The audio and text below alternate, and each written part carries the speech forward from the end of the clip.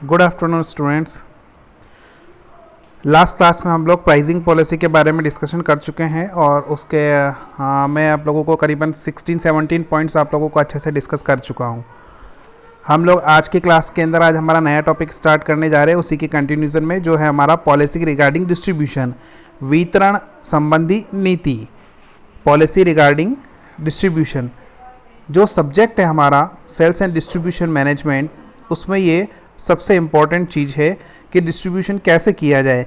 जो हम सर्विसेज और प्रोडक्ट्स जो बनाते हैं, सेल करते हैं, ट्रेड करते हैं, डील करते हैं, इन प्रोडक्ट्स का, इन सर्विसेज का डिस्ट्रीब्यूशन कैसे हो जिससे कि किसी भी कंपनी और इंस्टीट्यूशंस को मैक्सिमम प्रॉफिट्स अर्न हो सके, है ना। ये सबसे बड़ी चीज़ है किसी भी कंपनी की सक्सेस के लिए, इंस्टीट्यूशन की सक्सेस के लिए। कोई भी व्यावसायिक संगठन कितना सक्सेसफुल है ये डिपेंड करता है कि उसका डिस्ट्रीब्यूशन चैनल कैसा है और कितना स्ट्रॉन्ग है, कितना अच्छा है।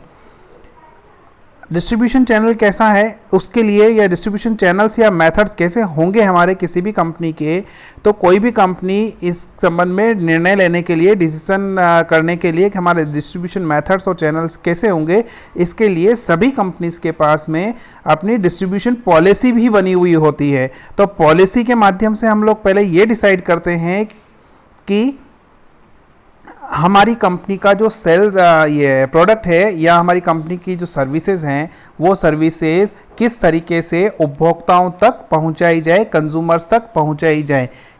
इसके लिए बहुत सारे राइटर्स ने अपनी अपनी डेफिनेशंस दे रखी है, जिसके अंदर पहली डेफिनेशंस की हम लोग बात करें तो प्रोफेसर स्टैंटन के अकॉर्डिंग जो है उन्होंने बोला हुआ है कि जो कोई भी हमारी जो प्रोडक्ट्स वगैरह हैं, उन प्रोडक्ट्स के राइट्स जो हैं, है ना, मीन्स कि उनको कंज्यूम करने के जो राइट्स हैं, उन सर्विसेज को या प्रोडक्ट्स को कंज्यूम करने के राइट्स हैं, उन राइट्स को आप अंतिम उपभोक्ता, लास्ट कंज्यूमर जो है एक्चुअल में हमारा, जो उस वस्तु का, उस प्रोडक्ट का उपभोग करेगा, जो कंज्यूम करेगा वो, या इंडस्ट्रियल बायर जो है हमारा, उसके तक किस तरीके से पहुंचाई जाए, ये डिसाइड करना ही यहाँ पे डिस्ट्रीब्यूशन मेथड है हमारे, जिसमें हम लोग इन डिस्ट्रीब्यूशन चैनल्स को हम लोग अलग अलग पोर्शन में डिवाइड कर सकते हैं।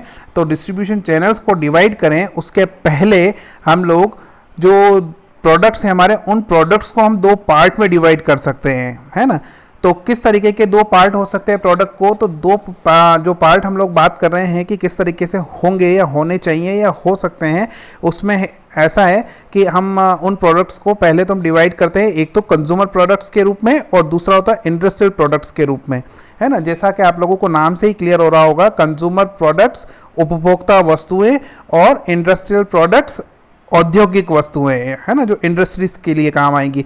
देखा जाए तो सभी चीज़ें इंडस्ट्रीज में ही काम आती है और इंडस्ट्रीज से निकलने के बाद में सभी चीज़ें अंतोगत्वा लास्ट में एंड ऑफ द कंज्यूमर्स के लिए ही बनाई जाती है और कंज्यूमर ही उन चीज़ों को यूज़ करता है। लेकिन हम लोग पढ़ाई के हिसाब से, स्टडी करने के हिसाब से, सिस्टम को अच्छे से मैनेज करने के हिसाब से किसी भी कंपनी में हम लोग उस प्रोडक्ट्स को दो पोर्शन में डिवाइड करते हैं, जिसमें पहला है हमारा कंज्यूमर प्रोडक्ट्स। अब ये नाम से आपको बहुत क्लियर हो रहा होगा कि कंज्यूमर प्रोडक्ट्स क्या होते हैं हमारे, तो जो डायरेक्ट हम कंज्यूमर्स को प्रोवाइड करते हैं, है ना। कंज्यूमर जो है हमारा उपभोक्ता जो है वो उन प्रोडक्ट्स को, उन सर्विसेज को सीधा यूज़ कर लेता है, खुद के पर्सनल यूज़ के लिए काम में लेता है, उनको बोलते हैं हम कंज्यूमर प्रोडक्ट्स। फॉर एग्जांपल क्या हो सकते हैं ऐसे, तो मान लीजिए आपका कोकोनट ऑयल है ना, तो कोकोनट ऑयल अगर वो कोई भी कंज्यूमर उसको खरीदता है, खुद यूज़ कर रहा है ना, बाल में लगाने के लिए यूज़ कर रहा है, या वो अपने किचन के लिए यूज़ कर रहा है, कुछ प्रोडक्ट्स या कुछ खाने पीने की चीज़ें बनाने के लिए उन कोकोनट ऑयल्स का यूज़ कर रहा है ना, मूंगफली के ऑयल का यूज़ कर रहा है, बिस्किट का यूज़ कर रहा है, शुगर का यूज़ कर रहा है, चाय बनाने के लिए, अपने खुद के कंजम्पशन के लिए अगर वो यूज़ करता है तो वो हमारे क्या कहलाएंगे, यहाँ पे उनको हम एज ए डिफाइन कर सकते हैं, ये हमारे क्या है, तो ये हमारे कंज्यूमर प्रोडक्ट्स हैं। क्लियर। दूसरा होता है हमारे पास में इंडस्ट्रियल प्रोडक्ट। इंडस्ट्रियल प्रोडक्ट क्या होते हैं, इंडस्ट्रियल प्रोडक्ट कुछ अलग से नहीं होते हैं, वही जो प्रोडक्ट्स हैं हमारे, या मैक्सिमम प्रोडक्ट्स, उन्हीं में से कुछ पोर्शन जो हैं कंज्यूमर प्रोडक्ट्स के बजाय उनको इंडस्ट्रियल प्रोडक्ट्स तब बोला जाता है जब कोई भी इंडस्ट्रियल बायर जो है ना, एक कंपनी दूसरी कंपनी से कोई प्रोडक्ट परचेज करती है और उनका यूज़ वो करती है, लेकिन किसके लिए? वो अंतिम उपभोक्ता के रूप में नहीं करती है। वो क्या करती है? उन प्रोडक्ट्स का यूज़ कुछ और चीज़ें बनाने के लिए करती है। तो उस कंडीशन में वो प्रोडक्ट्स क्या हो जाएंगे हमारे? तो वही प्रोडक्ट्स जो है वो हमारे क्या कहलाएंगे यहाँ पे? तो इंडस्ट्रियल प्रोडक्ट्स कहलाएंगे वो, है ना। अब इसमें फॉर एग्जांपल हम लोग अभी बात कर रहे थे हम ऊपर कंज्यूमर प्रोडक्ट्स के अंदर, जैसे शुगर है हमारी, है ना, शक्कर, चीनी, है ना, चीनी, शुगर। अगर मैं एज अ कंज्यूमर मार्केट से शुगर बाय करता हूँ, घर पे लेके आता हूँ, मैं चाय बनाने के लिए यूज़ कर रहा हूँ, मिठाई बनाने के लिए यूज़ कर रहा हूँ, या अदर किसी प्रोडक्ट में उसको यूज़ करके मैं कंज्यूम कर रहा हूँ, तो ये मेरे लिए क्या है? Consumer products. लेकिन अगर यही चीनी, शुगर जो है कोई दूसरी कंपनी वाला उस कंपनी से माल परचेस करता है, शुगर परचेस करता है, मान लीजिए पार्ले जी बिस्किट, है ना, पार्ले जी बिस्किट जो बनाने वाली कंपनी है, वो उस पार्ले जी बिस्किट के अंदर शुगर भी यूज़ करती है। अब वो पार्ले जी कंपनी खुद इंडस्ट्री है, खुद कंपनी है, खुद मैन्युफैक्चरर है वो, और वो as a raw material sugar की बाइंग करती है किसी शुगर कंपनी से।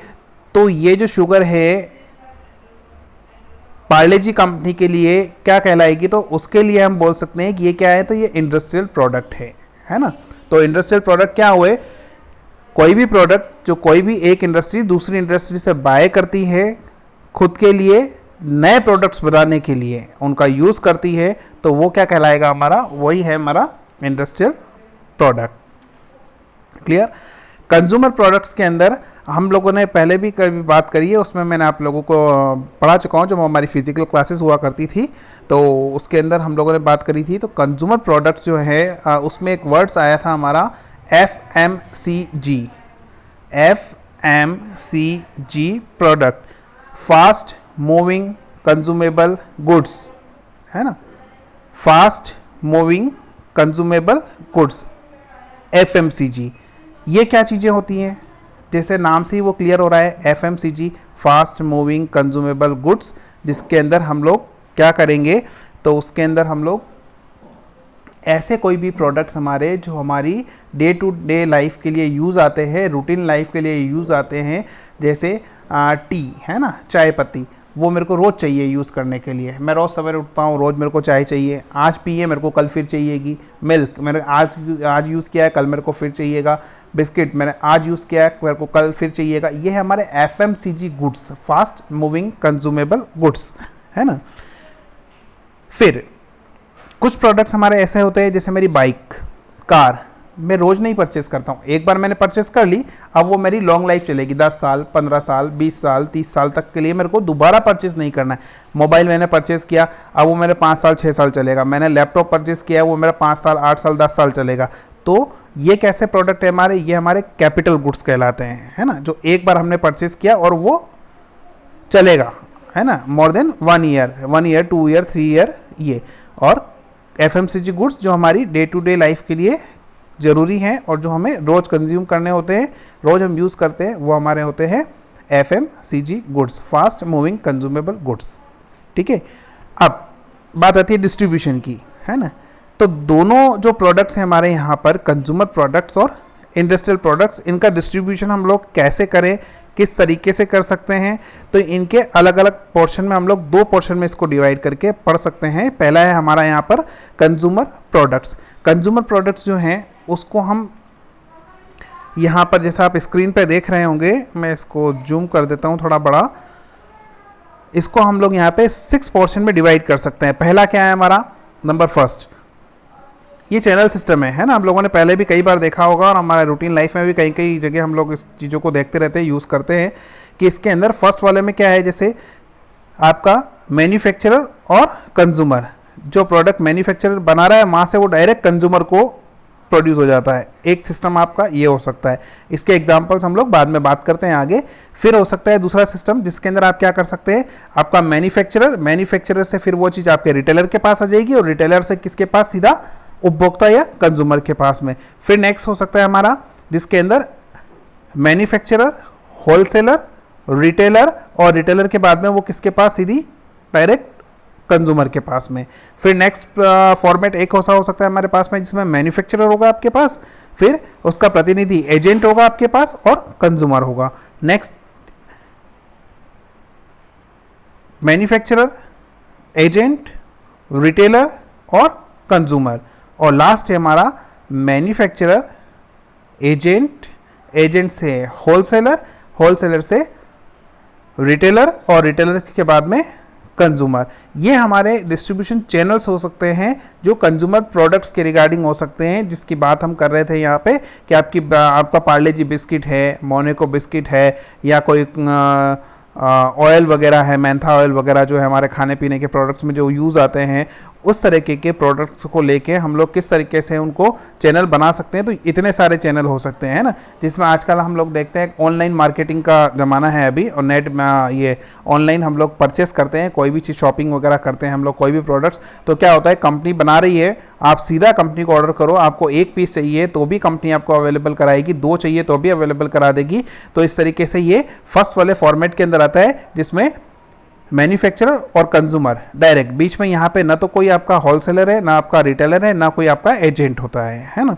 फिर इसी तरीके से सेकंड वाला जो था हमारा, जिसमें मैन्युफैक्चरर और रिटेलर और कंज्यूमर, जिसमें क्या करती है कंपनी, जो मैन्युफैक्चरर है वो सीधा अपने लेवल पे डिस्ट्रीब्यूशन चैनल डेवलप करती है, और वो सीधा रिटेल मार्केट के अंदर रिटेलर्स को, है ना, जो छोटी छोटी शॉप्स हैं हमारे गली नुक्कड़ मोहल्ले के अंदर, उनके वहाँ पे वो प्रोडक्ट को सप्लाई कर देती है और वो कंज्यूमर के पास चला जाता है ना। फॉर एग्जांपल आप ब्रेड परचेस करते हैं तो उसके अंदर आप जो बेकरी वाला है ना, हमारा बेकरी वाला जो है वो जो मैन्युफैक्चरिंग करता है, वो बेकरी वाला या जो आपका मैन्युफैक्चरर ब्रेड का, वो क्या करता है, वो सीधा 10-10, 20-20, 50-50 पीस जो है वो क्या करता है, वो सभी किराने की शॉप्स के ऊपर रखता हुआ चला जाता है एवरी मॉर्निंग, है ना, और वहाँ से जाता है और कंज्यूमर वो परचेस करके लाता है। तो उसमें क्या हुआ, तो यहाँ पे होलसेलर नहीं है बीच में, यहाँ पे क्या है हमारे पास में मैन्युफैक्चरर है, रिटेलर है और सीधा कंज्यूमर है ना। इसी तरीके से मैन्युफैक्चरर, होलसेलर, रिटेलर और कंज्यूमर। इसमें क्या है, निर्माता जो है आपका मैन्युफैक्चरर जो है वो होलसेलर को माल सप्लाई करता है, होलसेलर उससे बल्क में माल लेता है ना, जो डिस्काउंट के साथ में उसको कई बार डिस्काउंट भी मिलता है, कुछ छूट भी मिलती है, रिबेट भी मिलती है, माल सस्ता पड़ता है उनको। फिर वो क्या करता है, वो वहाँ से रिटेलर को सप्लाई करता है, और रिटेलर जो है फिर वो आपके कंज्यूमर को सप्लाई करता है। तो इस तरीके से ये पोर्शन में डिवाइड किए हुए हैं। फिर नेक्स्ट है हमारा इंडस्ट्रियल प्रोडक्ट्स, इसकी बात हम या इस कॉन्सेप्ट को हम हमारे नेक्स्ट वीडियो के अंदर डिस्कस करेंगे।